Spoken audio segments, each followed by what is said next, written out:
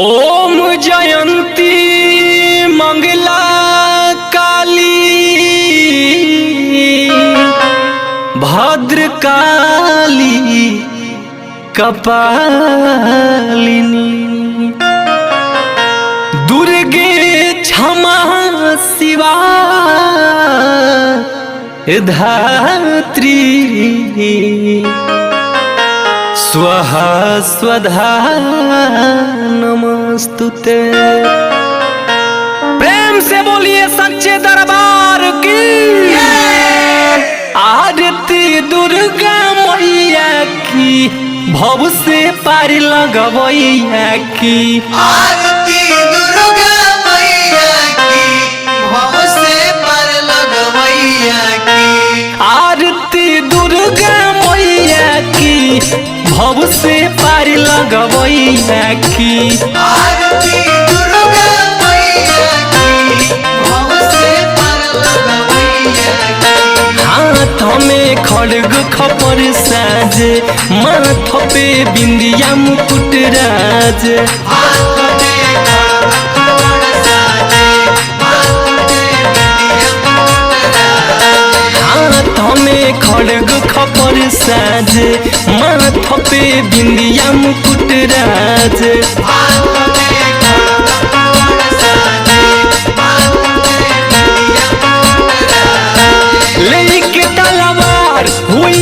अवतार लेके तलवार हुई अवतार महिषासुर मरवैया की आरती दुर्गा मैया की आरती दुर्गा मैया की भव से पार लगवैया की आरती दुर्गा मैया की भव से पार लगवैया की आरती दुर्गा मैया की भव से पार लगवैया की नित्य दिन चरण फूल बरसे देवता दर्शन को तरसे नित्य दिन चरण फूल बरसे देवता दर्शन को तरसे नित्य दिन चरण फूल बरसे देवता दर्शन को तरसे नित्य दिन चरण फूल बरसे देवता दर्शन को तरसे लगे बड़ी प्यारी शेर की सवारी लगे बड़ी प्यारी शेर की सवारी और शुक्ला जब बचवैया की आरती दुर्गा मैया की आरती दुर्गा मैया की भव से पार लगवैया की आरती दुर्गा मैया की भव से पार लगवैया की आरती दुर्गा मैया की भव से पार लगवैया की माँ की मन को ये खूब भावे नन्हे चंदन महिमा गावे बाकी मन को ये खूब भावे आगे चंदन महिमा गावे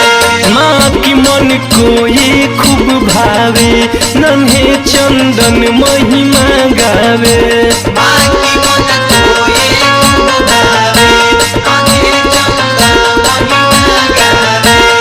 दुख और कलेश मिटे हर उमेश दुख और कलेश मिटे हर उमेश बहन ये भैरो भैया की आरती दुर्गा मैया की आरती दुर्गा मैया की भव से पार लगवैया की आरती